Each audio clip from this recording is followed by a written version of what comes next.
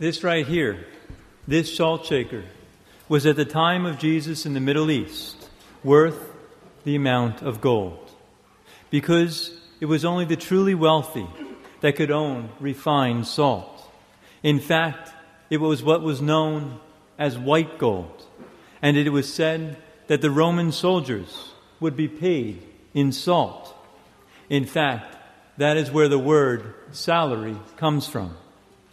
The rest of the people, however, could only afford a bag of salt, which was full of impurities, so that once the salt bag was getting empty, all that was left were those same impurities, or what were known as dregs.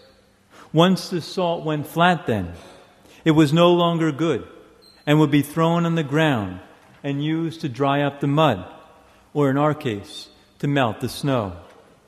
Today, Jesus reminds us that we are called to be the salt of the earth and the light of the world. That is, we are called to preserve, as salt also did, since there were no refrigerators to keep things fresh, and to literally make palatable the Christian message to those who find it less than appetizing. We are called to live as a bright light, as torches of Christ, in a world that finds the darkness of sin more comfortable and more pleasing than any sun, S-O-N, in the world. Because each time we receive the Eucharist, whether we realize it or not, we literally become a lampstand of Christ. And when we leave this church, we make the decision to allow that lamp to remain for all to see, or to put it under a bushel basket, concealed and hidden away. Yet truth be told, as Jesus reminds, our light cannot stop shining. It cannot be dimmed, no matter what we try, no matter what we do, because it is meant for all to see. It is meant to illuminate our lives and not to darken it. It is meant to be passed on from one person to the other, to be a single lit candle in the cold darkness of night.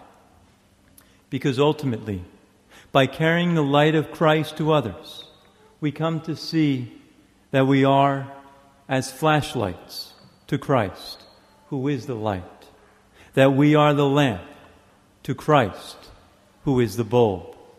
In fact, we need only look over there at the tabernacle, and we see a single candle burning, a light that not only reminds us that Christ indeed is there, but a light that we are to carry within ourselves to remind us that He is also within all of us, so that His light shines in our soul, and we start to grow in our love for Him each day, so that wherever we go, we want to make Him known.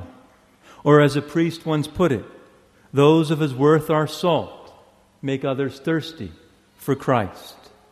For Jesus is placing a challenge before us today to be the best Christians that we could possibly be, to live holiness the best that we can, so that our ultimate desire is what anybody should desire, and that is sainthood. Not as an ideal to be imagined, but as a reality to be lived each day. Because by doing so, we then become that salt, spreading the message of Christ far and wide, savored by many, and lighting a torch on our way, so that in the end, we live indeed as Jesus challenges us today, to truly be the salt of the earth and the light of the world.